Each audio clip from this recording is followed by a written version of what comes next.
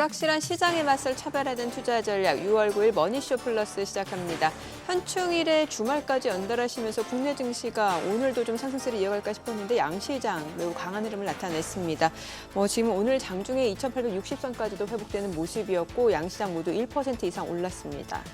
네, 특히 외국인들이 지속적으로 매수를 하고 있습니다. 네. 그런 와중에 미국에서는 주말에 그러니까 로스앤젤레스에서 불법 이민자 단속에 맞서는 시위가 커지고 그 연방 군 인력까지 네. 군대까지 들어가는 모습을 보여주고 있는데 미국 시장 선물들은 반영을 안 하고 있네요. 그러니까 금융시장 자체는 큰 영향이 없다라는 거예요, 아직까지는. 네, 아직까지는 그런 것 같습니다. 네, 일단 지금 여러 가지 고용지표 발표도 있었는데 시장 예상보다 양호하다는 측면에서 글쎄요, 미 연준이 또 앞으로 금리 행보 결정에 있어서 어떤 결정을 내리는지도 좀 체크해 봐야 될 것 같고 이번 주에 또 CPI, PPI 발표도 있잖아요. 여러 네, 가지 맞습니다. 지표들 좀 체크를 해 보셔야 될 것 같아요. 네, 실제로 SNS에서 네네. 계속 이제 머스크랑 또 트럼프랑 계속 싸웠잖아요. 네네. 그 싸운 정도가 너무 심했더라고요. 네. 그래서 이제 그 부분이 시장에 영향을 주고 그리고 조금 이제 금요일은 잠잠해지는 것 같은데 또 주말에도 또 얘기가 있어서 네. 그 부분도 계속적으로 봐야 될 것 같습니다. 네, 이 가운데 이제 또 런던에서는 트럼프 지금 중국과 이제 무역 협상이 이루어진다고 하니까 네. 여기서 어떤 좀 실무적인 실제적인 협상 결과를 이뤄낼 수 있을지도 지켜보시면 좋을 것 같습니다. 자, 지금 보시고 계신 머니쇼는 SBS 비제코 유튜브에서 실시간 시청이 가능합니다. 더 많은 국내 주식 정보 받아보실 분들은 카카오톡 채널 머니랩 추가하시기 바랍니다. 오늘 증시 인사이트 출연자 바로 모셔볼까요? 네, GFM 투자연구소 이진우 소장 모셨습니다. 어서 오세요. 안녕하세요. 안녕하세요. 시장에서 너무 여러 가지 네. 이슈들이 발발을 하면서 따라갈 수가 없는 것 같아요. 네. 그러니까요. 지금 이제 주식시장 우리나라는 너무 잘 오르고 있는데 미국 시장은 어떻게 계속적으로 봐야 될까요? 네. JP 모간이 그 S&P 500 연내 목표치를 갖다가 6천으로 상향 조정했는데 지난 주말 그냥 6천을 찍었잖아요. 그렇죠? 네네. 이미 찍었습니다. 그렇죠. 그러면 이제 또 JP 모간은 또 올려야 되나? 그런데 이제 지금부터는 추가적인 상승은 좀 제한적일 거다. 뭐 이렇게 얘기를 하는데 진짜 강 대표님 말씀 맞다나 뉴스 쫓아가기도 힘들어요. 맞아요. 예, 네. 시간대별로 정리하기도 쉽지 않고 네. 지표도 많았고 우리는 또 지난주에 2월 3일 날 대선 이후 4, 5 이틀 거래하고 오늘까지 3일째인데 그야말로 우리는 폭발적인 무슨 지수가 이따 차트 보시겠지만 무슨 작전주 같아요. 활활 날아갑니다. 갭 이러면서 날아가는데 그렇게 치면 외국인이 세력이 되는 거잖아요. 외국인이 세력이죠.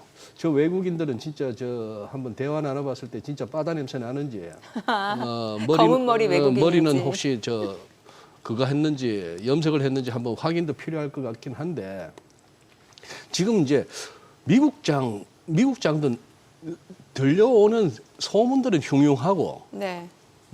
금리 인하 연준의 금리 인하 기대감도 그렇게 높지도 않은 가운데 꾸준히 잘 가고 글로벌 증시도 잘 간단 말이죠. 그래서 이게 왜 그럴까 생각해 보니까 결국은 이래저래 말은 많지만 경기 침체 우려도 있고 관세의 영향이 안 좋을 것이고 합니다만 결국 돈이 움직이는 거 아닌가 싶은 생각도 듭니다. 네. 돈들이 결국 이제 금융시장으로 들어오고 하는 것 같은데 이제 분위기 살필 겸 이제 방송 준비하면서 CNBC하고 마켓워치를 들어갔다가 마켓워치에 보니까 이런 대문 기사가 있더라고요. 첫 번째 슬라이드 지금 나와 있습니다만 미국의 경제 데이터가 얼마나 릴라이블한가, 신뢰할 만한가 이런 네. 식으로 얘기를 하죠. 그리고 이제 다음번 연준의 금리 인하를 갖다가 기다리는 것은 투자자들에게 있어서 조금 리스크가 될 거다 이런 얘기고 지금은 이제 짠짠한 기사들 중에 눈에 띄는 게 파월 금리 인하 하라고 풀 포인트니까 100bp 단번에 1%포인트를 갖다 내리라 하는 그런 얘기가 나오고 그다음에 여기서 계속해서 우리 시청자분들도 아마 주말 동안 많은 컨텐츠를 점검하셨을 거예요. 도대체 다들 또 마음 한가운데 그거는 있었더라고요. 워낙에 그런 말 같은 과잖아요. 두 사람이. 같은 과인데 참 강하고 자아가 강하고 돈으로 세계 최고, 권력으로 세계 최고, 그리고 자아는 굉장히 강하고 지기 싫어하고. 근데 문제는 이 장면이에요. 블랙아이. 먹는 장면. 이때부터 뭔가 심상찮고 쎄했거든요. 쎄했는데 이제 뭐 서로 건드리면 안 될 것까지만 건드렸잖아요. 앱스타인이라는 그 금기를 갖다가 입에 올리고 영상을 올렸다가 삭제하고 네.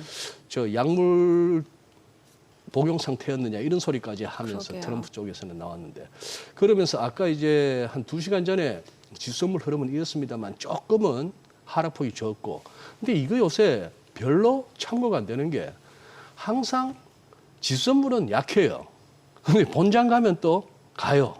미국도 그런 상황인데 요거 한번 보시죠.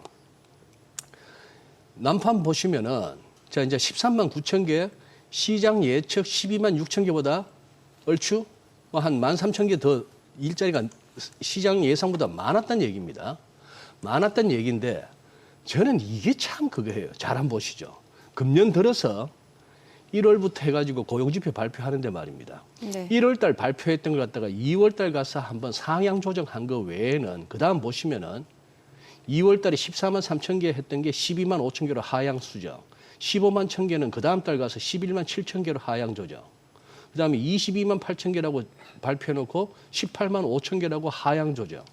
그리고 이번에 하향 조정한 것도 17만 7천 개에서 14만 7천 개로 3만 개 줄고 여기서 시장 예상보다 한 13,000개 늘었다. 이게 뭐 과연 좋은 건지. 아, 그러니 7월 가서는 그러면 이 13만 9천 개라는 게 또 얼마로 수정이 될지 그게 궁금합니다. 그런 시기라서 이제 자꾸 이 얘기는 그래서 나올 만한 거죠.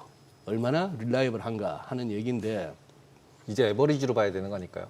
그리고 왜냐하면 이제 거의 2번씩 리바이스 하잖아요. 수정하잖아요. 그러니까 네. 전전 달도 또 한 번 하고 또 한 번 하고 그러면 한 3달치 정도를 합쳐서 평균 정도를 봐줘야 이거 2번 그런 것 떨어진 같습니다. 걸로 봐줘야 되니까. 그렇게 봐줘야 될 것 같고 실업률도 뭐 여전히 4.2인데 아마 이 그래프가 가장 일목요연하게 미국의 고용 지표를 볼 때 참고해야 될 우리가 고려해야 될 요인을 갖다가 잘 정리한 것 같습니다. 글로벌 모니터에서 가져왔는데요.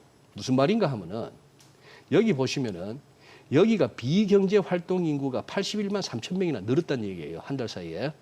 이거는 비경제 활동 인구라면은 설령 해직을 뭐 잘렸더라도 난 더 이상 뭐 일자리 찾을 의지도 없어. 그러니까 비경제 활동 인구로 되는데 여기서 요 부분입니다. 경제 활동 인구가 62만 5천 명이나 확 줄었어요.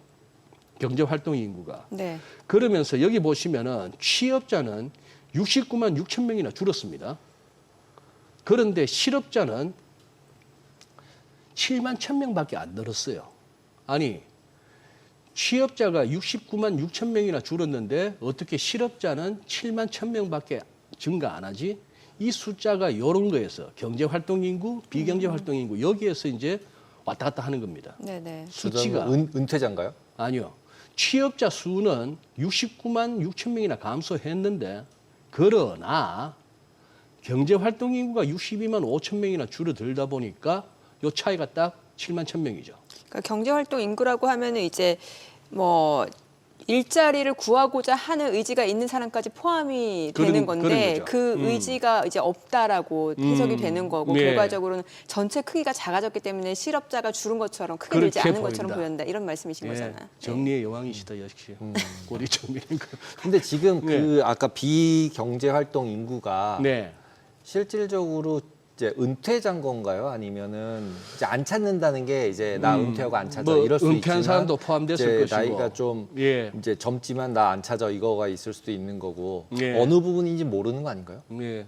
뭐 중간에 뭐 로또가 됐든지 아니면 코인으로 그럴 수도 대박이 물론 나서 있지만. 나 아니면 이상 뭐 또 잠시 쉬고 싶을 수도 잠시 있는 쉬고 거고. 싶을 수도 있고. 네. 근데 이제 아무래도 경제 활동 인구가 저렇게나 갑자기 많이 줄은 거는 결국은 이 부분입니다. 아까 언급하신 불법 입국자들 추방하는 거. 네. 이 사람들이 사실 들어와서 다소 미국인들보다는 낮은 인건비로 뭔가 이렇게 취업들은 해 있다가 이 사람들이 이제 대거 이제 추방되면서 그러다 보니까 지금 LA는 지금 이 상황까지 가버렸는데요. 대부분 서비스 직종에 종사를 하잖아요. 그렇다고 봐야죠. 예. 무슨 뭐 대단한 그거보다는 이제 서비스 뭐 그런 식으로 봐줘야 되는데 그렇게 해서 이제 불법 입국자 추방이 결국 미국 사회에 이런 식으로 지금 뭐 연방 주방위군 투입까지 가고 그다음에 캘리포니아 주지사나 LA 시장은 또 여기에 반발하고 이 부분은 그쪽은 워낙에 민주당 쪽이었고 그렇죠. 뭐 그러다 보니까 이제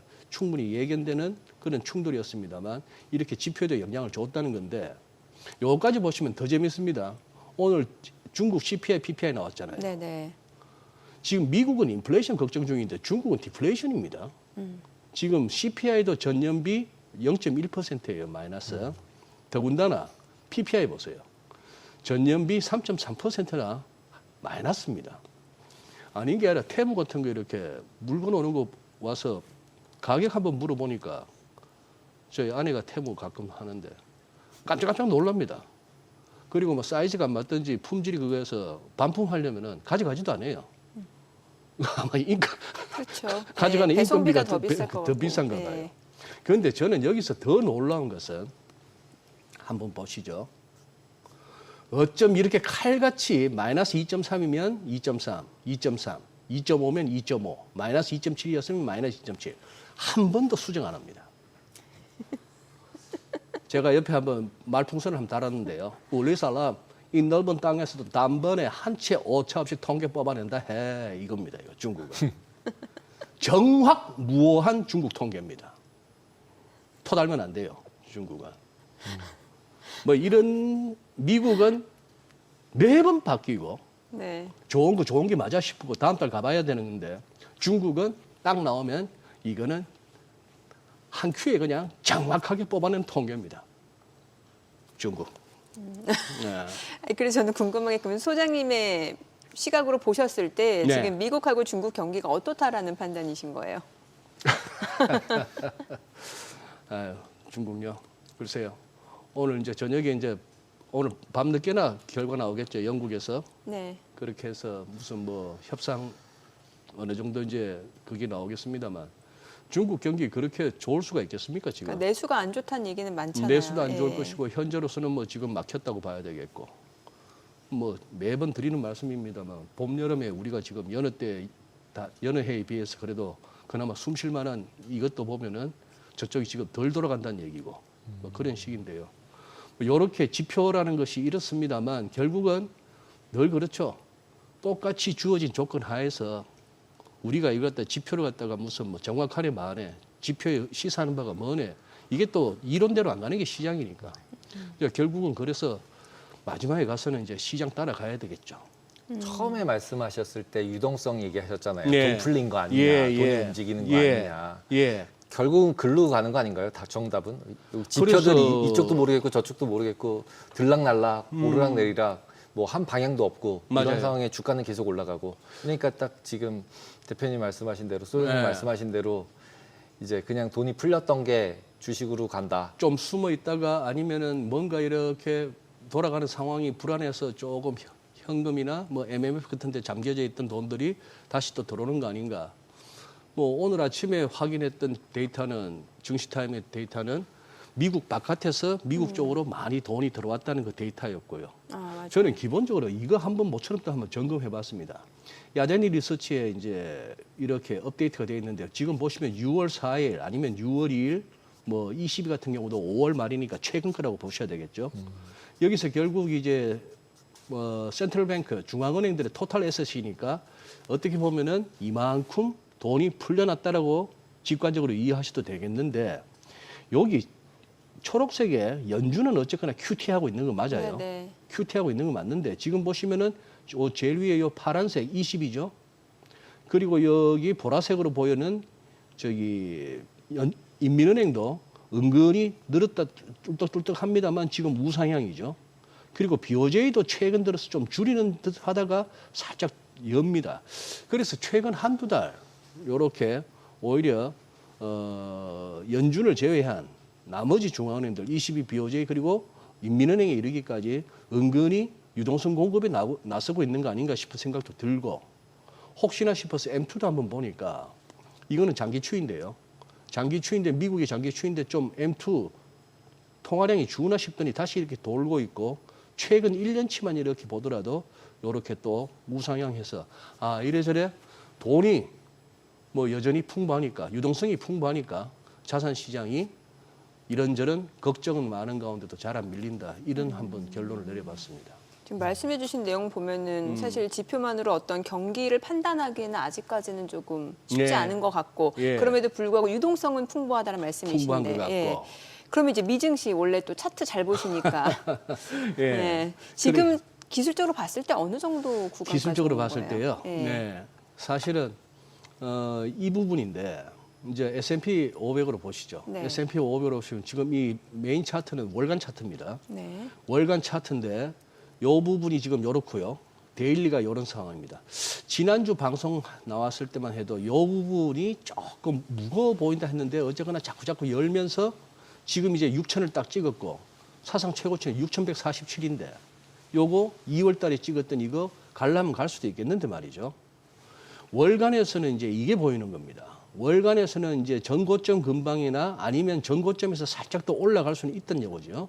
더 올라는 가는데 이제 기술적으로 차티스트들이 보는 그거는 MACD나 RSI가 그러면은 지난번 고점 여기보다 더 올라가거나 비슷한 레벨에 왔을 때 얘도 그 레벨까지 못 가면은 이거는 소위 말하는 매도 다이버전스란 말입니다. 추세가 얼추 다 왔다 하는 얘기인데 조금 더 넓혀보면은 이렇게 해서 코로나 랠리 때의 고점과 이번 이 고점도 보시면은 굳이 따지자면은 매도 다이버전스 중이에요. 근데 이제 매도 다이버전스라는 거 매수 다이버전스도 마찬가지지만 이것도 다이버전스가 대충 나왔어 해서 팔거나 사거나 해서 즉각적으로 이렇게 원했던 대로 안 움직이는 그런 부분이 있고 특히나 이건 월간 아닙니까? 월간이라서 그렇고. 근데 위클리를 볼 것 같으면은 아직은 빠져나오고 싶지 않아요. 위클리를 볼 것 같으면 이 부분이 차라리 여기 한번 전고점 아니면 조금 더 갈 수도 있겠고 기술적 보조 지표도 아까 월간하고는 약간 느낌이 다른 겁니다. 네. 그래서 월간보다는 주간으로 볼 것 같으면은 조금 더 가도 될 것 같은데 하는 생각이 들고. 근데 이제 테슬라 같은 경우에 나스닥도 보시죠. 나스닥도 보시면은 이제 여기서 이 부분에서 한번 이렇게 버둥버둥거리다가 결국 관세 4월 2일 날 관세 때문에 한번 이렇게 조정이 왔고 이만큼 왔던 데에 뭔가 조정은 필요하고 더 못 가던 와중에 관세를 맞았으니까 쿵 했습니다만 그 이후에 굉장히 빨리 땡겼고 지금 얼추 들리는 얘기로는 이 와중에 기관이나 헤지펀드들은 팔았지만 개인들이 사면서 어떻게 보면 숏커버링을 유발했다고 얼추 지금 정리가 되고 있고 지금 느낌은 요거 못 갈 거 없다 하는 느낌이 들죠. 전고점까지는 갈 것 같고 전고점보다 올라서 버리면 어떻게 됩니까? 후행 스팬이 이거 뚫어버립니다. 야 그렇게 되면 이거는 무슨 그거죠. 관세, 경기 침체 우려, 무역 전쟁 이런 와중에도 불구하고 시장은 그것이 뭐 AI 때문이건 뭐 때문이건 아니면 유동성 때문이건 더 간다라고 봐야 되겠는데 여기서 지금 이제 요 정도 상태에서 요 남은 요거 까치밥으로 줄 것이냐 마나 아니면 그냥 그 마지막까지 다 뽑아 먹겠느냐 그 선택 같고요. 테슬라는 모르겠습니다. 테슬라는 이 상황인데 이날 장중 17% 마감으로 마이너스 14% 아주 설전이 벌어졌던 목요일 날 그렇게 되고 금요일 날 살짝 반등은 나왔습니다만 이 상황인데 이것도 이제 마크더치의 기사죠. 지금 테슬라 주식은 사지 마라. 트럼프와 머스크 간의 반목이 서로 두 사람이 반목하는 동안에는 그러면서 이 작은 글씨에 보시면은 어떤 스트레치 전략가 하는 말이 It needs to fall further. 좀 더 떨어질 필요가 있다. Before the price looks acceptable. 이 주가가 acceptable 해 보이기 전까지 조금 더 빠질 수 있다 하는데 어느 정도면 acceptable 할까요? 저는 한번 기술적으로 이 선에 걸리면 acceptable 할까요? 그런 생각이 듭니다. 그 선이면 얼마예요? 이 선이 빨리 와버리면 여기고 천천히 오면은 한 240, 숫자 250 너무 작아서 안 너무 보여요. 작죠. 네. 숫자가 뭐 이렇게 되는데 현재 이 선이 걸리는 거는 200 조금 204. 시간이 가면 한 240, 250 그런 식으로 이제 보입니다만 지금은 295불이죠. 뭐 네. 그런 상황이라서 그렇게 보면은 지금 미국 장도 황소들은 황소들대로 조금 더 뽑아먹자 하는 분위기고 이제 곰들은 숏스퀴즈를 당했거나 아니면 조금 더 버텨서 그거 하자 아니면은 여기서 조금 더 공격적인 극이라면은 위에서 전고점 근방에서 한 번 더 숏으로 공략해 보겠다. 뭐 이런 지금 서로 대치 상황 같습니다. 그럼 테슬라는 아까 그림 차트에서 보면 한 네. 200에서 250불 그 정도면 이제 터치할 수 있는 지지선 정도는 보이잖아요. 예, 그렇죠. 근데 예. 이제 이번 주에 이제 로보택시를 딱 발표를 또 하잖아요. 예. 그렇죠. 그러면은 그때 반등을 하냐 하락을 하냐 했을 때는 이 그림상으로 보면은 트럼프가 방해를 해서 주가가 빠져야 되네요. 그러면은 그때 사면 되는 거다 뭐 이런 예. 그림인가요? 그림상으로 보면? 근데 지금 이제 어떻게 보면은 세상 일이 그렇게 될 것인가 말 것인가 하고 또 이렇게 되어야 한다는 당위론적인 접근이 있는데 어쨌거나 그 누굽니까? 머스크, 트럼프. 머스크 말고 저기 제이디 벤스도 그렇고 오늘 이제 하원 의장까지 이제 두 사람은 미국을 위해서 이제 뭔가 화해를 해야 된다. 뭐 이런 식으로 나왔습니다. 그러니 우리 일반인들 생각으로는 저 정도까지 서로 저 정도까지 이렇게 부딪히고 저 정도까지를 내뱉었다면은 화해가 가능할까 싶은데 또 가능할 수도 있죠. 예. 예. 트럼프니까. 저 위치에 간 사람들 같으면은 또 우리 네. 일반인들하고는 또 스케일이 다를 수가 있으니까. 뭐 유연하게 유연하게. 예, 화해할 수도 있고 음. 또 좀 주변에서 이렇게 화해라고 부추기면 또 나름 명분도 있잖아요. 예, 예, 예. 그럴 수 있을 것 같아요. 그리고 슬쩍 서로가 내가 터트리면 어디까지 갈 수 있는지는 슬쩍 보여줬으니까.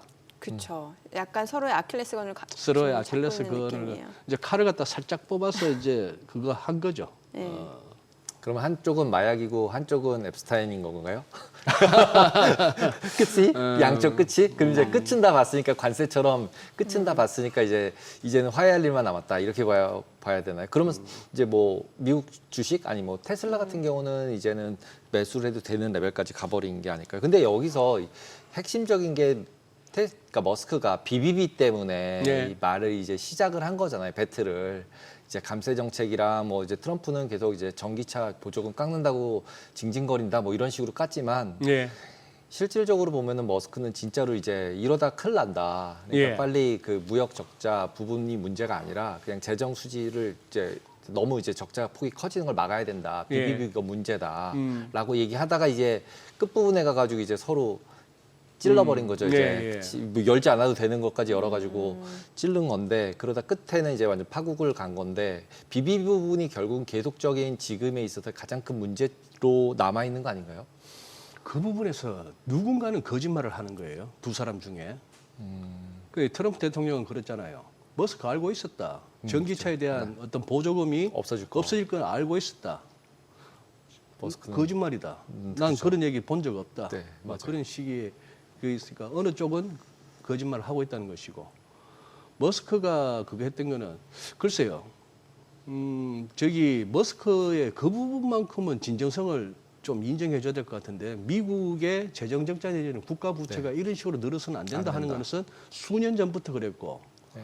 원래 민주당 쪽이었던 머스크가 돌아서게 된 결정적인 계기도 수년 전에 트럼프의 그 어떤 그 트윗에다가 공감하면서 했잖아요. 네, 네 맞습니다. 이 그때 100%라는 댓글 달았던 이렇게 재정 적자가 늘고 바이든 정부를 막 비난했을 때. 근데 막상 또 집권하고 나니까 저 법안 자체는 재정 적자를 더 키울 수 있을 만한 그런 상황이었고. 네, 한도 없애자니까. 예. 그 전기차 보조금도 머스크는 그랬어요. 아, 우리 테슬라는 보조금 안 받아도 돼. 네. 뭐 그런 식으로 했던 거니까 어느 쪽은 거짓말, 어느 쪽은 조금 이렇게 다소 부풀리거나 거짓말을 하고 있다고 보는데 모르겠어요. 저분들은 어쨌거나 우리하고는 조금 차원이 다른 쪽에 있는 사람들이니까 향후 되어져 가는 일을 봐야 되겠고 로보택시도 봐야 되겠고 그리고 저는 이것도 당장 이제 일주일 앞으로 임박한 변수인데 요거 말입니다. 금리. 아, 예. 네. 이거 한번 보시면은 지금 제일 위에 있는 이 빨간색 4.5 미국이고요. 그다음 여기 보시면은 무슨 뭐 뱅크 오브 잉글랜드 여기 그다음에 캐나다 등등 22 뭐 여기 쭉 오면은 이제 0.5가 일본 이렇게 되는데 너무 사실 좀 미국이 높긴 높습니다. 높긴 높아서 이걸 갖다가 만약에 지금 봐서는 연준에서 안 움직일 것 같은데 자, 이걸 갖다가 이 압박을 견뎌낼 수 있느냐 말이죠. 트럼프. 마지막 올렸던 그게 too late at the Fed is digest. 이거는 재앙이다. 연준의 파월이 미스터 too late가 있는 건 재앙인데 유럽은 10번이나 내렸다. 우리는 한 번도 안 했다. 파월에도 불구하고 우리나라는 잘 갈 거다. going great 하고 go for full point 100% 내려라. 그러면 로켓 퓨얼, 로켓에다가 이제 연료 보급하는 거나 마찬가지다 했는데 야, 이 셈법이 트럼프다운 셈법이에요. 진짜 한번 세봤거든요. 몇 네. 번 내렸는지. 한 번, 두 번, 세 번, 네 번, 다섯, 여섯, 일곱, 여덟. 지난주 내린 게 8번이에요. 네. 8번인데 이것까지 포함하니까 이게 한 65bp 내렸는데 한 번에 내린 거. 한 번에 내린 게 그걸 25 이걸 갖다가 두 번 더, 한 두 번 더 한 걸로 쳐주니까 한 10번 얘기가 나오는 거죠. 자, 그런 식으로 나오는데 그래서 이것도 보면은 이 부분도 어떻게 보면은 미국 장이 아까 뭐 월간 차트에서 봤던 매도 다이버전스가 완성되기까지에 조금 더 기다려야 될지도 모른다. 조금 더 오를 여지는 있다 하는 쪽에 또 한 번 이렇게 근거를 제공하는 겁니다. 그러니 인상이 안 할 테고 어쨌거나 이것이 이쪽도 정무 감각이 있는 사람들이니까 데이터만 보고 저렇게 간다? 아니면 하다못해 다음번에는 금리를 내릴 수도 있다 정도의 어떤 뉘앙스만 던져도 시장은 뭐 로켓 퓨얼 정도는 아니겠지만 그래도 뭐랄까요? 한 번 더 이렇게 달리는 말에 채찍은 강할 수도 있을 것 같은 그런 생각이 듭니다. 네. 당장 또 우리 국내 증시도 좀 궁금한 상황인 네. 게 뭐 새 대통령이 당선됐다라는 이유로 시장이 이렇게 갈 수 있는 건가 싶기도 하고 참 이게 공교롭게 수급적으로 봤을 때는 또 외국인이 들어와줬고요. 그러니까요. 예.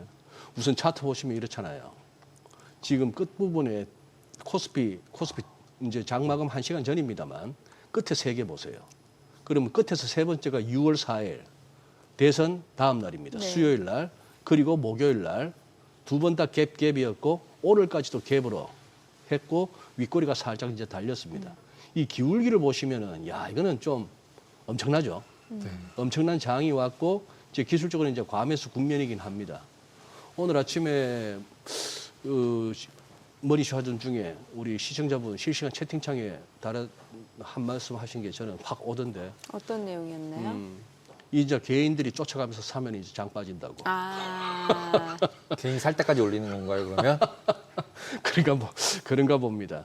참 이런 얘기를 하면서 이게 참 실소를 금할 수가 없는 게 우리 시장에서 우리 개인들이 참다 달라들면 콕 찌고 참다 던지면 바닥이고 이걸 갖다가 이제 벗어나야 되는데 네. 한번 이제 벗어나는 그런 계기가 마련될 수 있는 새 정부가 되려는지 시장에 여러 어떤 기대감을 갖다 채워줄 수 있을런지 그리고 이것도 하나 보셔야 되겠죠. 네. 지금 이제 환율이 더 밀렸을 때 그것이 우리 증시에 문제가 없느냐 하는가 굉장히 크리티컬한 데 와 있죠. 1360원 건방. 자 이거 깨지면 그러면은 어디까지 갈지는 모르는 그런 상황이 되었습니다. 그래서 이 부분하고 이제 같이 봐줘야 되는데 지금 여기서 글쎄요 우리 개인분들 사지는 말고 팔지만 마시죠. 아무것도 하지 마. 사지는 말고 팔지만 마시면 갖고 계신 근데 이 와중에도 또 어렵습니다. 지금 지수만 가지 이 와중에 그동안 달렸던 뭐 방산 주도주들이 좀 그거 하고 또 2차 전지는 여전히 맥을 못 추고 그래서 지금 보유하고 있는 거에 따라서 지금 체감 지수는 그렇죠. 극과 극으로 달리는 그래서 어느 때고 장이 좋다고 해서 투자하시는 분들이 모두가 해피한 장은 결코 없었습니다. 그럼요. 예. 네. 네, 오늘 내용 잘 들었습니다. 네, 고맙습니다. 감사합니다.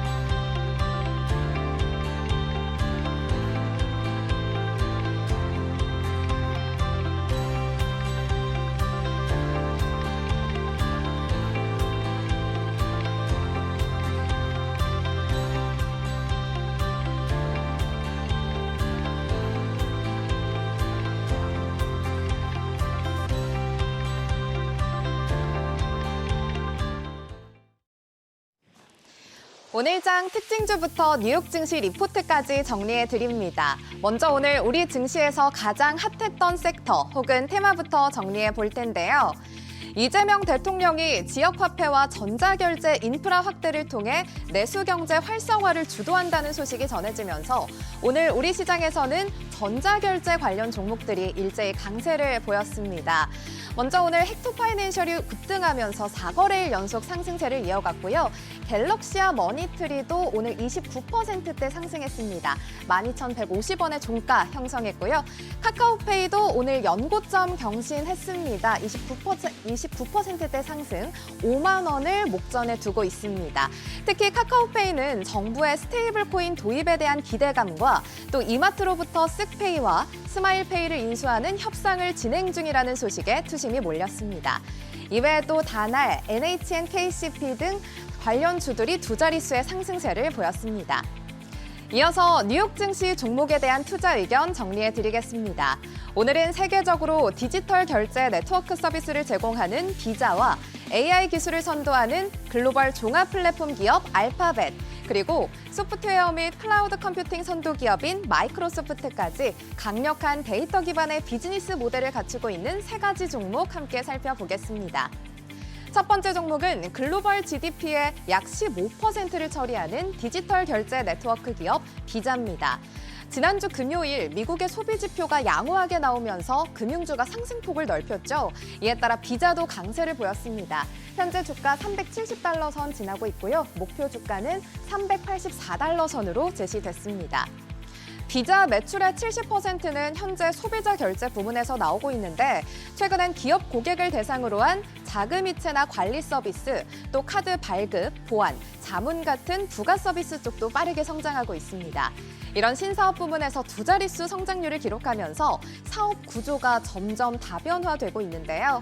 이 덕분에 최근 분기 실적에서는 관세 불확실성 같은 우려에도 불구하고 모든 주요 지표가 시장 예상치를 웃돌았습니다. 현재 주가의 PER은 29배로 과거 5년 평균인 27배보다는 다소 높은 수준인데요. 키움증권에서는 비자의 꾸준한 실적 성장과 거시경제 불확실성에 대한 방어력을 감안하면 추가 상승 여력이 여전히 존재한다고 평가했습니다. 두 번째 종목은 검색, 광고, 클라우드, AI 생태계까지 포괄하는 글로벌 기업 알파벳입니다. 알파벳은 최근 AI 기술력에 대한 호평으로 금요일장에서 3% 이상 오르며 현재 주가는 174달러 선 지나고 있는데요. 목표 주가 250달러 선으로 제시됐습니다. 알파벳의 1분기 실적을 보면 전체 매출의 약 74%는 광고 매출에서 나왔고 나머지 26%는 클라우드와 기타 서비스 매출이 차지하고 있습니다. 광고 중심의 구조에서 점차 클라우드와 AI 기반 서비스로의 전환이 이루어지고 있는 건데요. 특히 알파벳은 생성형 AI인 제미나이 모델을 자사 모든 제품에 내재화했고 지난 5월에 열린 구글 개발장 컨퍼런스에서는 알파벳의 AI 기술이 타사보다 우수하다라는 평가를 받았습니다. IM증권은 AI 관련 비용 증가와 규제 같은 요인이 밸류에이션에 부담을 주고 있긴 하지만 현재 밸류에이션이 역사적으로 낮은 수준이고 지난해부터 자사주 매입과 배당 실시로 주주 환원을 강화했다는 점에서 알파벳의 전망을 긍정적으로 평가했습니다. 세 번째 종목은 글로벌 소프트웨어 및 클라우드 컴퓨팅 선도 기업인 마이크로소프트입니다. 미중 무역 협상이 속행되면서 지난주 금요일 뉴욕 증시에서는 거대 기술 기업들이 강세를 이어갔죠. 마이크로소프트도 0.58% 오르면서 최고치를 기록했습니다. 현재 주가 470.38달러고요. 목표 주가는 650달러로 제시됐습니다. 마이크로소프트는 지난 분기 실적에서 윈도우 라이선스 같은 제품 매출이 전체의 21%를 차지했고 마이크로소프트 365, 애저, 링크드인 같은 서비스 중심의 매출이 79%를 차지했습니다. 이렇게 주요 서비스가 구독형 소프트웨어와 클라우드 기반으로 전환되면서 가격 인상에도 고객 이탈률이 낮아지고 경기 둔화에도 비교적 높은 매출 안정성과 마진율을 갖게 됐습니다. 특히 최근에는 AI 수요가 증가하면서 AI 분석 등을 제공하는 클라우드 컴퓨팅 서비스 애저의 수요가 눈에 띄게 증가하고 있는데요. 이에 따라 증권사에서는 장기적인 AI 인프라 전환에 따라 수혜를 받을 수 있을 거라면서 마이크로소프트의 전망을 긍정적으로 평가했습니다. 오늘은 이렇게 세 가지 종목에 대한 국내 증권사들의 분석 살펴봤습니다. 오늘 밤 뉴욕 증시 투자 전략 세우는데 참고해 보시기 바랍니다. 지금까지 종목 리포트였습니다.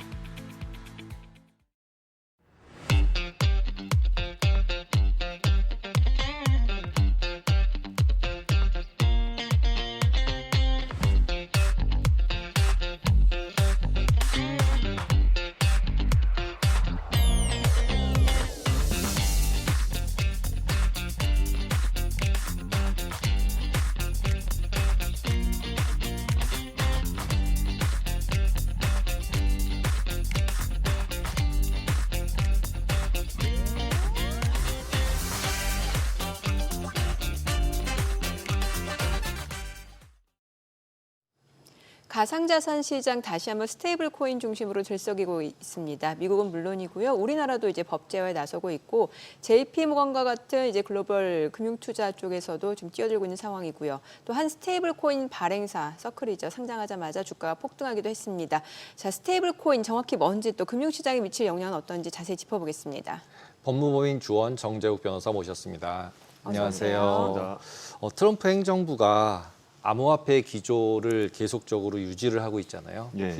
지원하는 쪽으로. 그러면서 지니어스 법도 나오고 있고 이런 이제 전체적인 부분, 특히 이제 스테이블 코인이 정확히 뭔지 그리고 지니어스 법이 뭔지 부분을 정확히 좀 설명을 해주시면 좋겠습니다. 뭐 스테이블 코인이라는 거는 이제 말 그대로 좀 가치가 안정적인 코인을 의미합니다. 우리가 이제 원화라든지 달러화라든지 이런 기존의 법정 화폐의 가치와 좀 연동이 돼가지고 그 가치에 추정될 수 있도록 좀 하는 코인들을 이야기하는데요. 우리 비트코인 같은 경우에는 실시간으로 가치가 엄청나게 많이 변동을 하고 있잖아요. 네. 이더리움도 그렇고 비트코인도 그렇고. 근데 스테이블 코인 같은 경우에는 예를 들면 1달러 가치를 계속적으로 유지하도록 하는 코인입니다. 왜 이런 코인들을 만들려고 하냐라고 하면 우리가 결제라든지 송금이라든지 이런 우리가 실생활에 활용되는 수단으로서 암호화폐나 가상자산을 사용하기 위해서는 가치가 안정적인 것이 사람들이 예를 들어 물건을 사거나 뭐 부동산을 사거나 또는 여행 가가지고 우리가 뭐 비용을 쓴다든가 했을 때 좀 더 편하게 쓸 수 있기 때문에 그거를 그렇게 이제 가치들이 좀 안정적으로 만들기 위해서 구조화하는 게 스테이블 코인이라고 볼 수가 있을 거고요. 네. 현재 이제 국내도 그렇고 미국에서도 그렇고 스테이블 코인에 대한 관심이 매우 뜨겁습니다. 그래서 방금 말씀하신 대로 지니어스 법안 같은 네네. 경우에는 미국에서 지금 논의가 되고 있고 또 국내에서도 내일 아마 디지털 자산 기본법 법안이 발의가 될 것 같은데요. 거기에서도 스테이블 코인 인가제 관련 내용이 과연 어떻게 담길 것인지에 대한 관심이 모아지고 있다 이렇게 보시면 될 것 같습니다. 네. 지금 화면에 이제 지니어스법이 나오고 있는데 이 지니어스법에 대해서 좀 쉽게 설명을 해주세요. 지니어스법 같은 경우에는 이제 스테이블 코인을 누가 네. 어떻게 발행할 수 있는지를 정하고 있는 법이라고 보시면 될 것 같고요. 특히 스테이블 코인을 우리가 발행을 할 때 무엇을 담보로 해야 되는 것인지 지니어스 법안 같은 경우에는 달러화라든지 채권이라든지 이런 안전자산을 담보해서 1대1로 담보해서 스테이블 코인을 발행할 수 있도록 하고 있고요. 또 누가 발행할 수 있는가라고 했을 때 기존에 이제 은행뿐만 아니라 일정한 요건을 갖춘 비은행도 우리가 발행할 수 있는 자격을 부여하고 있습니다. 그래서 지니어스 법안 같은 경우에는 법정 화폐 또는 채권을 기반으로 우리가 스테이블 코인 발행할 수 있고 누가 발행할 수 있는지를 정하고 있는 법이라고 생각하시면 될 것 같습니다. 이전에 이제 알고리즘 스테이블 코인이라 그래서 테라루나가 있었고 그런 네. 부분들을 막으려고 지금 이제 저런 지니어스 법이 나오는 것 같은데 그 실제로 지니어스 법이 저렇게 나오면 네. 아까 지금 말씀하신 것처럼 금융기관이 아닌데도 발행할 수 있고 누가 발행할 수 있고 이렇게 됐을 때 기존에는 이제 뭐 서클이나 테라나 이런 데가 발행을 하지만 만약에 애플이 발행을 한다거나 예를 들면은 뭐 아마존이 발행을 한다거나 이렇게 됐을 때 기존에 발행했던 이제 스테이블 코인 회사들과 이런 뭐 경쟁도 있을 것 같고 이런 뭔가 차이점들이 있을 것 같은데 특별하게 그런 알고리즘 코인과 지금 이제 허가를 해주는 스테이블 코인과 어떤 차이가 있는지 그리고 이제 발행자들이 바뀌었을 때 누가 더 우월한 지위를 차지할 수 있는지 이런 부분에 대해서 어떻게 생각하시나요? 두 가지로 봐야 되겠죠. 방금 말씀하신 대로 알고리즘 스테이블 코인이냐 아니면 이제 법정화폐 담보형 스테이블 코인이냐 문제가 있는 것이고요. 또 하나 문제는 스테이블 코인 발행자가 누가 될 것이냐 문제가 있는 거거든요. 우선 그러니까 스테이블 코인의 발행 방식에 대해서 좀 말씀을 드리면 과거 한 3년 전 정도 전에 이제 테라 루나 사태가 발생을 했습니다.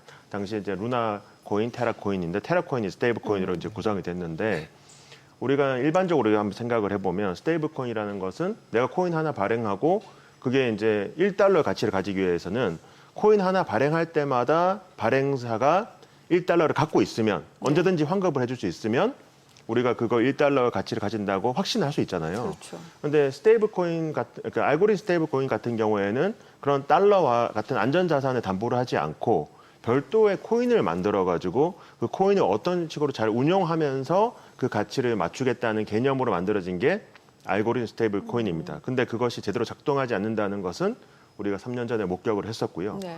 그래서 미국 같은 경우에도 그렇고 EU 같은 경우에도 그렇고 우리가 스테이블 코인이라는 거를 발행할 때는 최소한 법정 화폐 또는 그와 유사한 안전 자산이라 할 수 있는 뭐 국채 이런 것들을 담보를 해야 되겠다라는 아이디어들과 생각들이 나오기 시작한 거고 미국에는 EU의 미카안에서 반영이 됐고 이번에 지니어스 법안에서도 해보고 있는 내용을 살펴보면 하나의 코인을 만들 때마다 1달러 이상 적어도 1달러 이상을 담보할 수 있도록 본인이 갖고 있어야 됩니다. 발행자가. 네. 그렇게 이제 바뀌었다라고 보시면 될 것 같고요.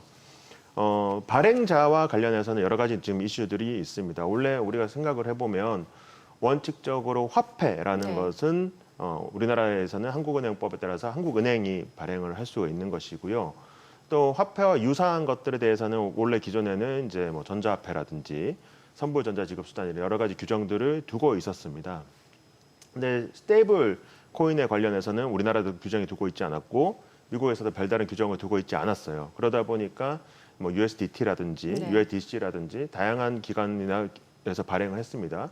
그런데 이제 이 법정 화폐 또는 미국 국채를 담보로 하는 스테이블 코인이 발행된다고 했을 때는 이것이 법에 따라서 발행이 되는 거기 때문에 실질적으로 화폐와 유사한 역할을 하지 않겠냐라는 논란이 있는 건 사실이고요. 네. 이에 따라서 아무런 기관이 할 수 있는 건 아니고 은행 및 은행이 아니라고 하더라도 일정한 요건을 갖춘 기관에 대해서 하겠다라는 이슈가 있는 것이고 방금 앵커께서 말씀하신 대로 미국에서도 과연 빅테크 기업에 대해서까지 우리가 이 발행을 허용할 것인가에 대한 논란은 현재 이 지니어스 법안을 논의되는 과정 속에서 논란이 벌어지고 있습니다. 네네. 그래서 과연 우리가 빅테크 기업들 같은 경우에는 다 플랫폼을 독점하고 있기 때문에 이 기업들로 하여금 우리가 화폐 유사하다 생각할 수 있는 스테이블 코인까지 발행하도록 하는 게 과연 맞을지에 네. 대해서는 논란이 있다라고 보시면 될 것 같습니다. 그러면은 지금 화면에 나오는 것처럼 그 USDT, 이제 USDC 지금 가장 많이 사용되는 스테이블 코인이 이제 USDT인데 네. 지금 시총이 1,446억 달러잖아요. 네, 네. 그러면 저 발행사 테더가 저 정도의 달러를 실제로 갖고 있다라고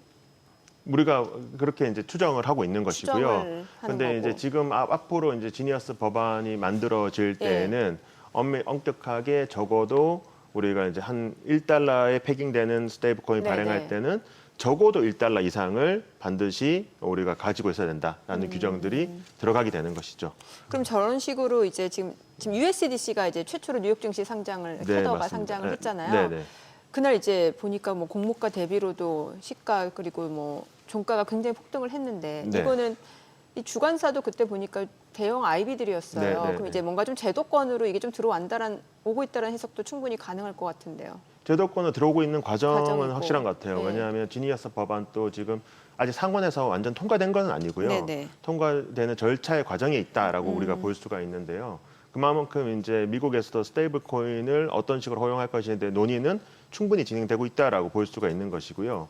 우리가 이제 스테이블 코인을 허용한다는 것이 단순히 그냥 코인을 만들었다 이 개념에서 끝나는 것이 아니고 결제라든지 송금이라든지 네. 이런 실생활 사용에까지도 연관이 되는 것이죠. 그렇죠. 그러면 이 크립토라는 것이 이제는 제도권 영역으로 포섭되어 오는 과정이다 이렇게 볼 수가 있겠죠. 이제 뭐 환전 같은 게 그럼 필요 없는 거예요. 이 스테이블 코인을 많이 사용하게 되면. 스테이블 코인 지금 이제 스테이블 코인을 우리가 실생활에서 결제나 활용을 할 수 있다면 네. 사실은 환전 같은 게 필요가 없겠죠. 그러니까요. 네. 왜냐하면 우리가 뭐 자동차를 사고 부동산을 사고 네. 또 여행가가 쓰고 할 때 만약에 우리가 스테이블 코인을 하나의 뭐 우리가 이제 페이 쓰듯이 결제 수단처럼, 핸드폰으로 쉽게 만약에 쓸 수가 있다면 환전이라는 과정은 필요하지는 않게 되겠죠. 근데 아직 네. 거기까지 나아가지 못했지만 그것의 씨앗이 될 수 있는 것이 바로 스테이블 코인이 아닌가 이렇게 생각이 듭니다. 근데 그렇게 됐을 경우에는 어떻게 생각하면은 이제 다른 우리나라에서도 스테이블 코인을 잘 쓰게 된다. 그럼 네. 이제 저희가 지금 미국 주식만 샀다 팔았다 하지만 네. 그걸로 다른 거를 다 살 수 있다라고 네. 하면 원화를 안 쓰고 그냥 달러 기준으로 돼 있는 스테이블 코인을 써도 되는 거잖아요. 현재도 암암리에 그런 일들은 좀 많이 벌어지고 있는 것 같고요. 저도 언론 기사를 많이 접했습니다만 실제로 외국인 노동자분들은 자기 임금을 테더로 달라든지 뭐 이런 일들도 벌어지고 있는 것으로 확인이 되고 있습니다. 그런데 아직 여전히 우리나라에서는 보편적으로 봤을 때는 스테이블 코인이 일상적인 뭐 송금이라든지 결제에 활용되고 있지는 않기 때문에 네. 뭐 미래에 이제 그렇게 된다고 했을 때는 뭐 원화로 쓰긴 하겠지만 특히 외국과의 거래가 빈번한 곳에서는 네네. 이제 인터넷만 있으면 통용될 수 있는 스테이블 코인을 활용할 가능성도 충분히 있지 않을까 근데 그렇게 지금도 예측하고 이미 있습니다. USDT, USDC 다 송금할 수 있잖아요. 그렇죠. 업빗이나 뭐 비스덤이나 이런 거래소에서 실제로 송금을 외부로 할 수 있으니까 그렇죠. 오히려 네. 한국은행에서 막는 거 아닌가요? 지금까지의 취지로 보면은. 송금을 할 수 있긴 한데요. 우리가 근데 그거를 이제 자산으로 바꿔서 송금을 해서 다시 내가 뭐 다른 자산을 바꾼다는 개념하고 일상적으로 사용한다는 네, 개념하고 좀 좀 다른 것 같아요. 네, 그래서 네. 여전히 우리가 뭐 업비트나 빗썸을 통해 가지고 크립토를 거래하고 그런 비트코인 말고도 USDC라든지 뭐 테더라든지 그걸 중개를 통해 거래를 할 수 있다는 건 이제 분명한데 이것이 아직 실생활에 우리가 체감할 만큼 네. 뭐 활용되고 있는 것은 현재는 아닌데 이게 스테이블 코인이 보편화됐을 경우에는 그 가능성이 높아진다 이렇게 볼 수가 있을 겁니다. 그럼 저는 이제 이런 생각이 드는 게 지금까지 지금 많이 이제 시중에 유통되고 있는 그 스테이블 코인 자체는 대부분 달러랑 패깅이 된 상태잖아요. 그렇죠. 네. 근데 지금 우리나라에서도 이제 스테이블 코인 법제를 추진한다고 하면 우리나라 그럼 원화로 패깅이 되는 그렇죠. 거예요? 지금까지의 현재는 우리나라 스테이블 코인이 어떤 식으로 발행을 해야 되는지 네. 그 담보물을 어떻게 해야 되는지 규제는 없습니다. 네. 그리고 실제 이제 원화 가치에 추종할 수 하는 크립토가 지금 보편화돼 있다고 보기도 어렵고요. 네. 그래서 이제 아마 내일 정도에 지금 디지털 자산 기본법 초안이 발의가 된다고 그래요. 예. 그래서 그 내용이 스테이블 코인에 대한 인가제도 과연 들어갈 것인가, 그 내용이 어떻게 될 것인가에 대한 관심이 지금 모아지고 있는 상황입니다. 근데 이게 발행사가 그러면 이제 이 원화 기준 스테이블 코인을 발행한다고 했을 때 네. 과연 이게 시중에 얼마나 유통이 되고 거래가 되는지 네. 저 같으면은 안 할 것 같아요. 원화 스테이블 코인 안 할 것 같은데요. 네, 그건 이제 뭐 활용성 같은 경우에는 좀 두고 봐야 알 것 같고요. 근데 이제 우리나라도 만약에 미국 달러 기반 스테이블 코인이 발행을 된다라고 했을 때 우리나라는 그러니까 두 가지 이슈가 있습니다. 네. 하나는 미국 달러 기반했던 스테이블 코인이 국내에 폭넓게 유통되는 것을 과연 허용할 거냐의 문제가 있는 우리나라. 것이고요. 예. 또 하나 이슈는 우리가 원화 기반으로 한 스테이블 코인을 발행할 수 있을 것인가. 네. 그럼 이 원화 기반 스테이블 코인이 반드시 국내에만 유통된다는 보장은 없거든요. 그러니까 해외에 우리나라 수많은 외국인 분들이 일하러 오시고 유학도 네네. 오시고 했을 때 이 원화 기반 스테이블 코인도 해외에서 과연 사용될 수 있도록 할 것인가 이슈들은 있을 겁니다. 그럼 마찬가지로 네. 그 외국인들이 또 그 나라에서 쓰려면은 그것도 역시 법제적으로 뭔가 쓸 수 있게 허가가 돼야 된다라는 거잖아요. 그러니까 이게 얘기를 계속 하다 보면 네. 그렇죠.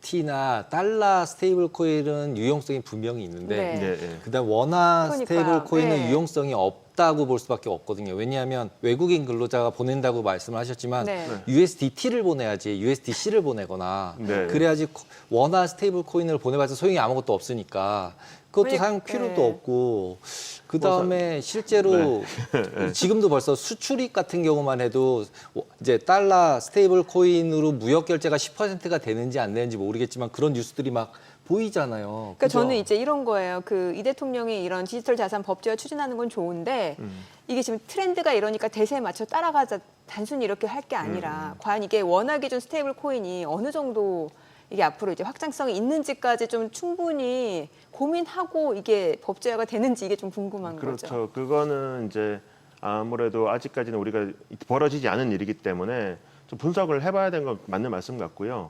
뭐 제가 경제학과는 아니니까 사실 스테이블 코인의 뭐 경제학적 법적으로. 뭐 가능성에 대해서 분석하는 건 적절하지 않은 것 같고 그다음에 이제 법적으로 봤을 때 우리나라에서 스테이블 코인에 대한 규제나 법 제도화는 미비하다. 근데 이제 미국에서 지니어스 법안이 만들어지고 있기 때문에 우리나라도 적어도 그러니까 섣불리 스테이블 코인을 하자 이렇게 네, 하기보다는 미국의 지니어스 법안이 어떻게 통과가 되는지 그리고 미국에서도 스테이블 코인 활용성 어떻게 되는지 충분히 지켜볼 필요는 있겠다 이런 생각이 듭니다. 그 제가 제일 헷갈리는 건 그거예요. 스테이블 코인하고 한국은행에서 CDBC를 계속 하고 있잖아요. CBDC. 네, 은행들한테 다 이제 준비시켜서 테스트까지 다 끝났다고 들었는데 네. 그냥 그거 하면 스테이블 코인이랑 똑같은 것 같은데 네네. 이거를 왜 해야 되는 거지? 뭐 이런 물음표가 그렇죠. 던져지거든요. 그게 미국에서도 있는 논의고요. 네. 그 CBDC라는 거는 그 한국은행에서 CBDC를 발행을 네. 하고요.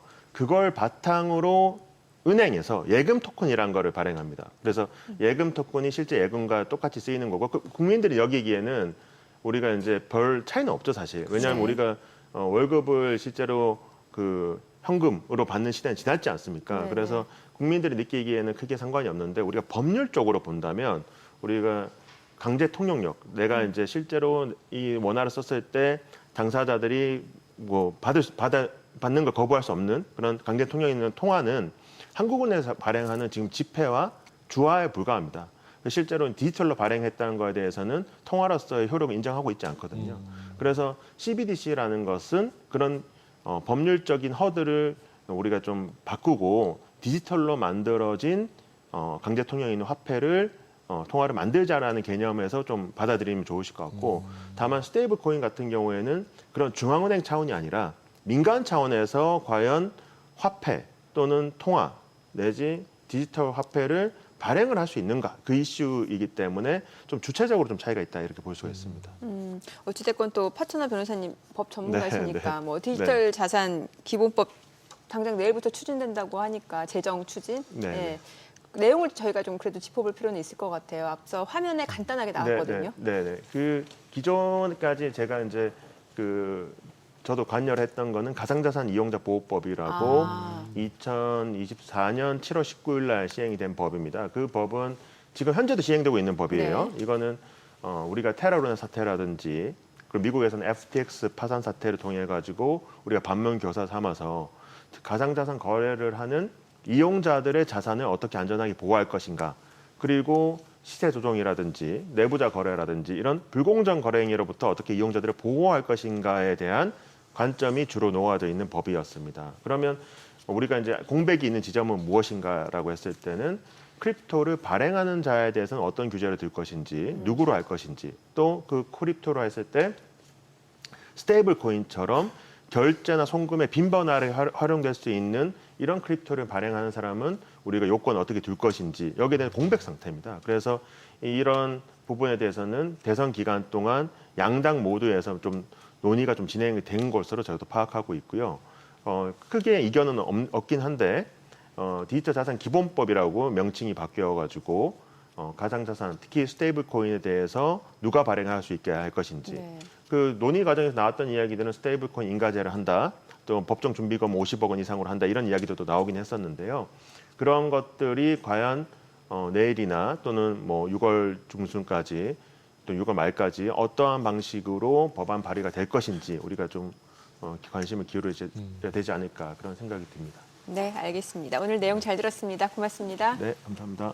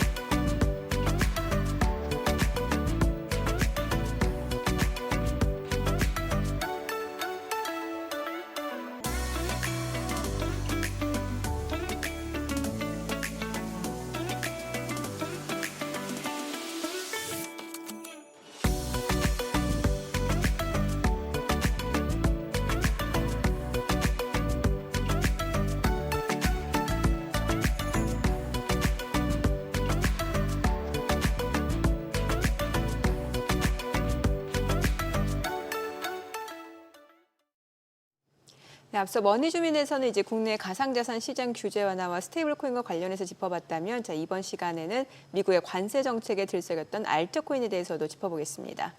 언디파인드 랩스 조동현 대표 모셨습니다. 어서 오세요. 안녕하세요. 네, 안녕하세요. 요 전 시간에 막 스테이블 코인 때문에 막 왈가왈부했는데 실제 스테이블 코인 같은 경우 지금 이제 저희가 이제 알트코인을 얘기를 해야 되는데 스테이블 코인 얘기를 좀 마무리 졌으면 좋겠어요. 왜냐하면 실제로 원화 스테이블 코인도 그렇고 달러 스테이블 코인도 활성화가 됐을 때 실질적으로 뭐 미국에서는 통화량 문제를 가지고 얘기를 계속 하고 있지만 나머지 나라들의 입장에서는 잘못하면 통화 주권을 뺏길지도 모르는 부분으로 굉장히 큰 부분인 것 같거든요. 우리나라에서도 실제로 딱 아까 결제되는 거 이미 그냥 P2P로 업빛 계좌에서 업빛 계좌로 내가 싸줄 수 있는데 그거 네. 앱이 지금 안 나와서 그렇지. 당장 저희만 하더라도 받는 돈 월급을 그냥 통장에서 차라리 스테이블 코인으로 뭐 USDT로 주세요. 이렇게 네. 할 수도 있는 거잖아요. 네, 맞습니다. 네. 네. 그 말씀 주신 대로 사실 이게 그 자국 화폐와 굉장히 주권과 연관이 되어 있고 네. 그렇죠. 실제로 2023년부터 일본에서는 엔화 스테이블 코인을 법적으로 도입을 해가지고 상용화를 시도를 했었어요. 근데 이게 문제가 뭐냐면 유동성이 굉장히 부족하다. 그렇지만 이제 통화 주권을 지키기 위해서는 필요하다라고 네. 하기 때문에 이제 발행이 됐었는데 잘 안 됐던 케이스가 있습니다. 그리고 올해 들어서는 그 법안을 그냥 폐지시켜 버렸어요. 그래서 오히려 이제 달러 스테이블 코인을 도입하려는 좀 움직임을 보이고 있고요. 아, 오히려 달러 스테이블 네, 코인을. 아무래도 이제 거래자가 많고 또 그러니까요. 해외 이제 투자자들은 대부분 이제 달러 기반 스테이블 코인을 사용하잖아요. 네. 근데 이런 것들이 자국 화폐를 기반으로 한 스테이블 코인이 도입된다고 해도 아무도 사용 안 하면 사실 그러니까요. 의미가 없어지기 네. 때문에 사실 일본도 굉장히 2년 동안 열심히 준비했었지만 상용화에 좀 실패한 사례가 좀 있긴 합니다. 이미 했었던 거예요, 일본은 네. 스테이블 코인을. 네. CBDC가 아니라. 네, 엔화 스테이블 엔화 코인. 스테이블 하고 코인을. 있었어요. 그럼 이번에 우리나라에서 이제 하겠다는 원화 스테이블 코인도 조금은 고민을 해볼 필요는 있겠네요. 그렇죠. 이제 예. 기업들이 어떻게 이걸 진행할지 네. 좀 지켜봐야 되는데 기대감은 굉장히 큰 것 같습니다. 오늘 증시 보니까. 지난주에 갑자기 이제 비트코인이 갑자기 급락하면서 알트코인도 다 급락을 막 했었잖아요. 회복을 하긴 했지만. 근데 그렇게 급락했던 특별한 요인이 있었나요? 이게 비트코인 ETF가 출시된 이후로 이제 미국 증시하고 굉장히 굉장히 이제 유사하게 움직이는 경향이 있어요. 아, 커플인데요. 네, 미국 예. 증시에 이제 M7이 이제 하락하면은 이제 비트코인도 이제 하락하는 그런 현상을 보이는데 그 이유가 결국 비트코인이 현재까지 올라올 수 있었던 동력은 사실 ETF의 순유입이었거든요. 네. 그리고 기업뿐만 아니라 이 베이비 부머 세대들이 주식을 통해서 비트코인에 자신들의 어떤 투자 포트폴리오에 편입하기 때문에 가격 상승을 했던 거기 때문에 사실 그 움직임이 굉장히 중요합니다. 네. 근데 이제 지난주에 어떤 일이 있었었냐면 이제 일론 머스크하고 이제 트럼프 대통령께서 서로 이제 빅 뷰티풀 이제 네. 법안 갖고 굉장히 티격태격을 많이 했었어요. 네네. 근데 그게 사실 코인하고는 상관이 없거든요. 그럼에도 불구하고 미국 증시가 굉장히 불안할 거다라고 하는 기대감이 그 예상이 네. 그 가격에 반영이 돼가지고 이제 비트코인도 한때 2~3% 이제 하락을 급격하게 했었었고 또 알트코인도 그에 따라서 더 크게 좀 하락폭을 좀 보였던 것 같습니다. 네. 지금 저희가 이제 여기서 말하는 알트코인이라고 하면 비트코인이 아닌 뭐 이더리움, 리플, 뭐 솔라나 이런 대표적인 걸 좀 예를 생각하면 되는 거겠죠. 네, 맞습니다. 예. 그러면 지금 사실 뭐 어느 보니까 6월 9일. 6월이면은 한참 그 이전에 보면 뭐 알트장 온다고 해가지고 뭐 이더리움, 리플 날아간다 이렇게 기대 때문에 많이들 관심을 가지셨던 것 같은데 지금 보면은 글쎄 아직 그렇게 날아가는 정도는 아닌 것 같고 그래도 또 리플은 또 흐름이 좋아 보이고요. 네, 리플 같은 경우는 이제 작년부터 예. 벌써 이제 5배가 상승을 그러니까요. 했고요. 근데 알트코인 시장이 22년처럼 다시 모든 게 폭등할 거다. 뭐 이런 어떤 기대감은 좀 접어두는 게 좀 좋을 것 같습니다. 아무래도 최근에 이제 비트코인뿐만 아니라 알트코인 시장도 기관 투자자들의 매수세가 굉장히 중요해졌고요. 리테일 이제 소매 투자자들 자금 자체가 네. 굉장히 이제 메말라 있기 때문에 사실 모든 알트코인을 사줄 수 있을 만큼의 유동성이 풍부하지 않아요. 그래서 오히려 이제 선별적인 이제 알트코인 시장이 2024년도 초반부터 계속적으로 이어가고 있고요. 그런 의미에서 봤을 때는 이제 이더리움, 솔라나 이렇게 큰 시총을 갖고 있는 이제 상위 코인들이 수혜를 많이 받았었습니다. 사실 솔라나 같은 경우도 현재는 이제 182불이라고 얘기를 하지만 사실 1년 전만 해도 사실 100불도 안 했었거든요. 네네. 이런 거를 이제 살펴보면 이미 알트코인 시장은 그 불장은 시작이 되고 있고 이미 선별적으로 대신 이제 유입이 들어오고 있다. 그런 차원에서 봤을 때 21년만큼 이런 큰 어떤 업사이드가 있는 장은 될 것 같지 않다라고 저는 생각하고 있습니다. 지금 이더리움이나 솔라나 같은 경우랑 리플이랑은 조금 다르잖아요. 그 차이가 어떤 걸 제일 큰 차이라고 봐야 될까요? 가장 큰 차이점은 이제 리플 같은 경우는 이제 스테이블 코인 이제 시장이 커짐에 따라서 기대를 좀 많이 받고 있는 것 같아요. 리플 자체가 사실 그 테더사가 발행한 USDT보다 먼저 나왔습니다. 2013년도에 나왔었거든요. 근데 그때 나왔던 이유 자체가 변동성이 굉장히 큰 이 코인 시장에서 이 가치를 어떻게 중립적으로 좀 안전하게 대피시킬 수 있을까, 해지할 수 있을까, 그 하나의 방편으로 나왔던 게 리플이었어요. 네. 그래서 이제 법정 화폐를 다른 그 나라한테 이제 송금을 할 때 리플을 활용하면은 훨씬 더 빠르고 훨씬 더 이제 가격 변동성 없이 이제 이체할 수 있다라고 하는 하나의 슬로건을 갖고 나와갖고 엄청나게 이제 성장을 했었는데 이제 리플이 이제 이 스테이블 코인 이제 법안 나오고 그다음에 이 시장이 커질 거다라고 하면서 사람들이 아직도 리플이 이 스테이블 코인 시장을 이끌어갈 수 있다라고 이제 잠재력을 좀 많이 생각하는 것 같아요. 근데 전 개인적으로 이거는 좀 아니지 않나라는 생각을 하고 있거든요. 왜 아니라고 생각하시는 왜 건가요? 그러냐면 리플의 태생 자체가 스테이블 코인처럼 어디서든 자신들의 어떤 그 통화를 전송할 수 있게 만드는 거였어요. 근데 이거 이미 스테이블 코인이 잘 하고 있거든요. 그래서 어떻게 보면 스테이블 코인이 나오기 전에는 리플의 활용도가 굉장히 높았었는데 스테이블 코인 시장이 열림으로써 기업들도 이제 스테이블 코인 발행할 것이고 경쟁사가 훨씬 더 많아질 것입니다. 그렇기 때문에 리플이 고유하게 갖고 있었던 이 기술 자체가 특별하지 않을 것이다라고 저는 생각을 하고 있고요. 그럼 원래 리플은 저렇게 움직이면 안 되는 거네요. 스테이블 코인처럼 일 이렇게 돼야 되는 거네요. 그렇죠. 원래는? 네, 원래는 그렇죠. 원래는 그러면 쟤는 왜 오른 거예요? 어떻게 보면 기대감이죠. 아무래도 기대감 때문에 많이 올랐었던 것 같고 리플의 사실 그 사업 비즈니스가 코인 판매입니다.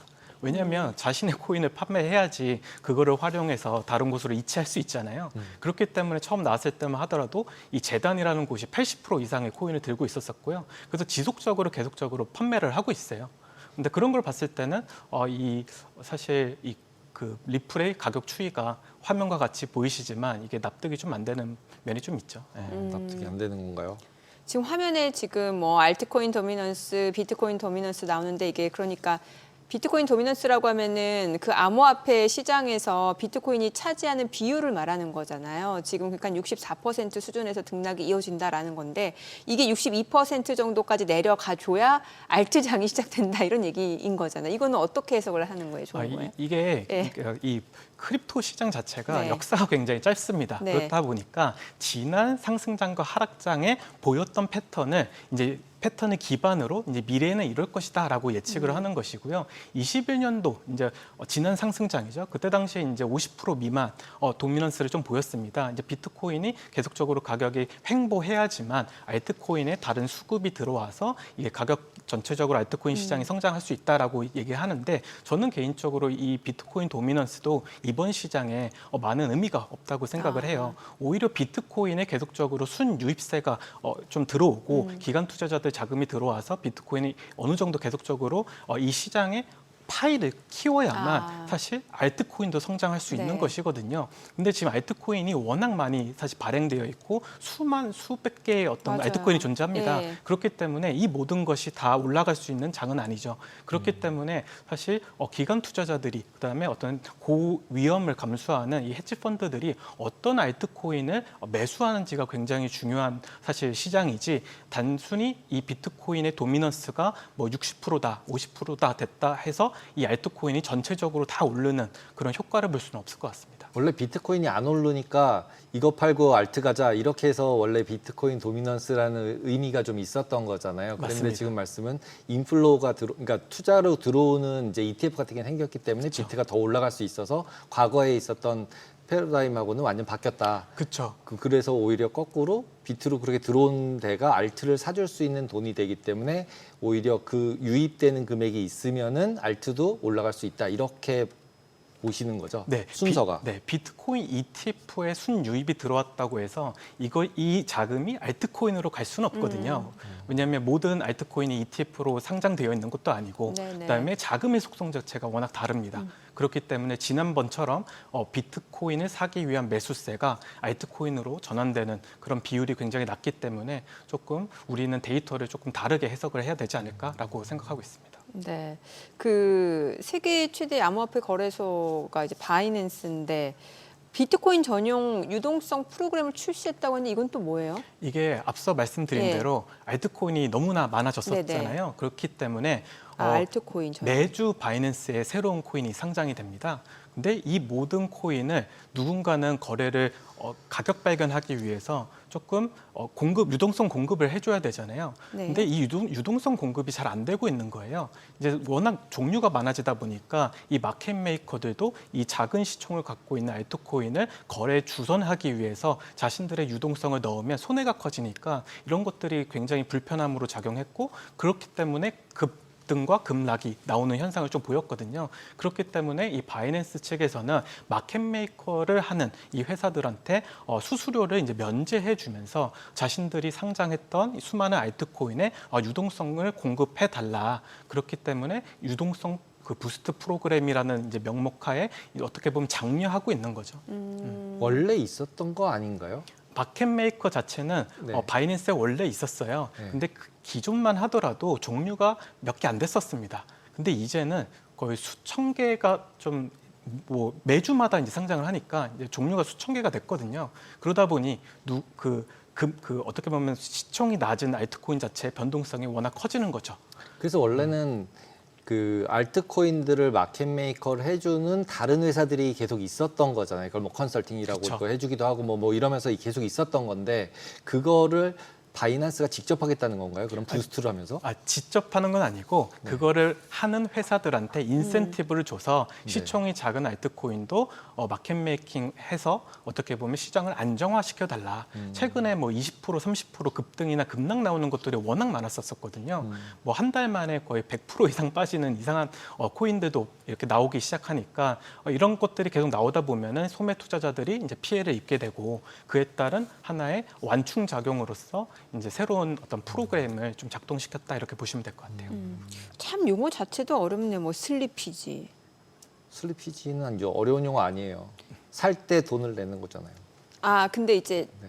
그 처음 이제 프로그램을 이제 보시는 분들은 분들. 또 이제 슬리피지라는 용어가 익숙치 슬리피지. 않으면 아. 또 어려울 수 있어요. 아. 저희야 이제 자주 쓰는 용어니까. 그렇죠, 그렇죠. 예, 예. 그리고 지금 또 나오는 게 이제 미국 증권거래위원회가 나스닥 암호화폐 미국 결제 가격 지수를 승인했다고 하는데 이게 어떤 의미를 갖는 건지 좀 알려주세요. 사실 이 암호화폐에서 이제 시총이 이제 큰 사실 코인들이 이제 ETF로 출시될 것이냐 안 될 것이냐를 굉장히 사람들이 주목을 하고 있단 말이에요. 근데 이제 최근에 이제 나스닥 암호화폐 결제 가격 지수라는 것에 사실 그 리플뿐만 아니라 다른 코인들도 이제 편입이 됐습니다. 그에 따라서 ETF로 이제 출시되는 거 아닌가라고 하는 뉴스도 많이 나왔는데요. 근데 우리가 그 뉴스를 조금 더 면밀히 봐야 되는 건 뭐냐면 암호화폐 기반의 ETF가 출시되기 위해서는요, 시카고 선물 거래소에 먼저 상장이 되어야 합니다.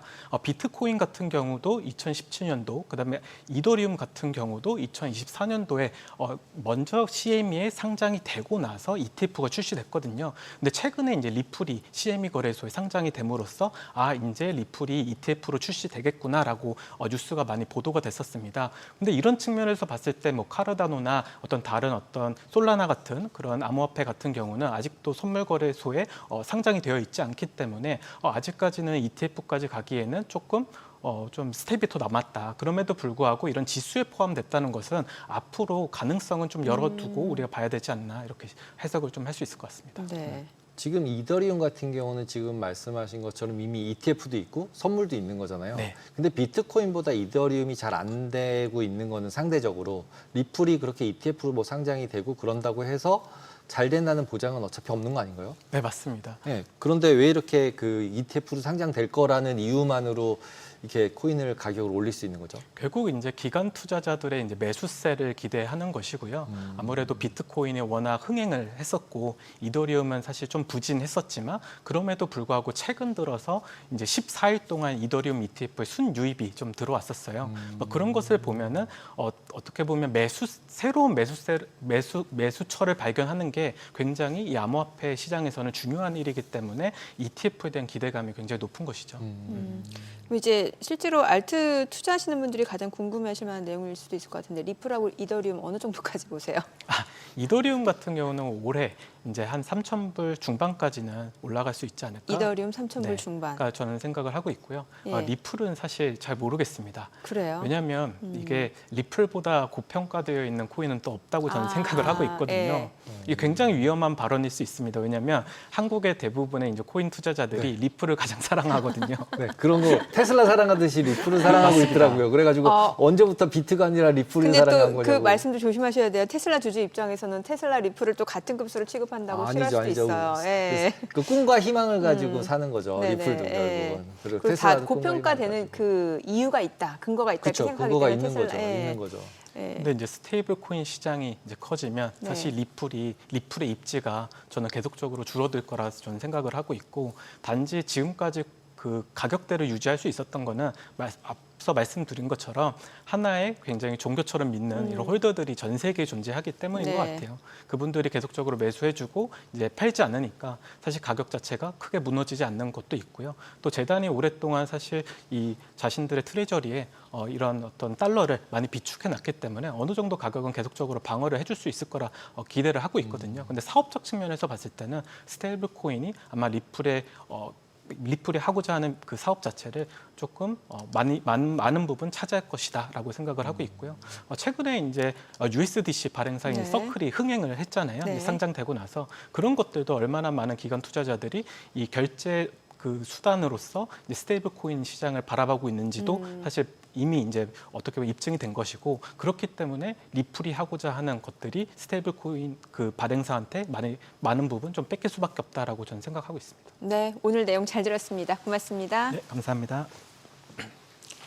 이제 오늘 밤 또 미국 뉴욕 증시 일단 뭐 트럼프와 관련된 뉴스는 끊이지 않고 있는 상황이고 또 로켓랩 주가가 폭등했다는 거 보면 스페이스 X의 반사이 기대되는 거 아니냐는 얘기도 있어서. 네, 맞습니다. 네.